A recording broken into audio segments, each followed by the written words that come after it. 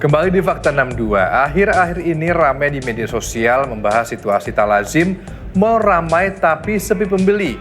Dari situlah muncul istilah-istilah atau singkatan yang unik dan menggelitik. Lantas apa pemicunya? Kita simak faktanya. Sering ke mal yang ramai banget, tapi pas bertanya ke penjaga toko, katanya malah sepi pembeli.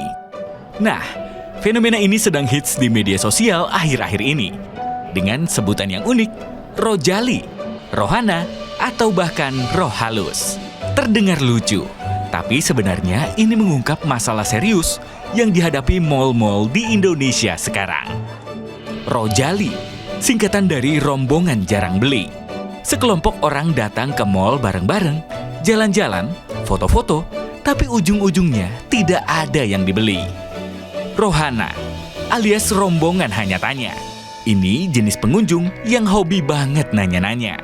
Ada juga istilah roh halus. Rombongan hanya mengelus. Pegang-pegang barang, merasakan teksturnya, tanpa bisa membawa pulang barangnya. Jadi fenomena, lantas apa nih tanggapan warga 62? Kalau kamu itu paling ya beli baju, ya sambil beli minuman. Soalnya kalau habis kajian ya ngilangin pusing gitu aja Pak.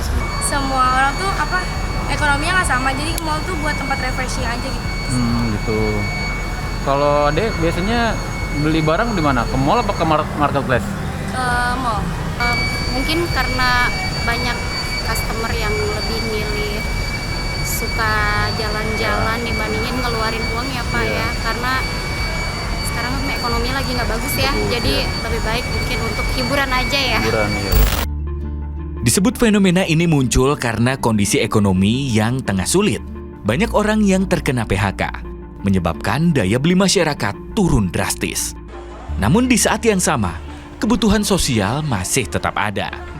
Rojali dan rohana ini menjadi salah satu indikator bahwa kondisi daya beli masyarakat memang sedang melemah, terutama di kelas menengah. Jadi masyarakat ke pusat perbelanjaan itu hanya untuk melakukan rekreasi, cuci mata, tanpa melakukan pembelian barang-barang khususnya yang sifatnya sekunder dan tersier. Kecenderungan bahwa pengunjung mal itu tidak melakukan perbelanjaan secara signifikan, artinya tidak banyak membantu dari sisi pendapatan atau omset para tinen. Melihat lagi tren pasarnya kemana. Kalau memang pusat perbelanjaan atau mall itu hanya digunakan sebagai pusat rekreasi, maka harus ada shifting. Harus ada pivot strategi untuk masuk ke tren yang sedang dibutuhkan oleh kelompok menengah ini. Mal tetap jadi bagian penting dari kehidupan masyarakat urban. Hanya fungsinya saja yang kini mulai berubah dari tempat belanja jadi tempat berkumpul dan bersosialisasi.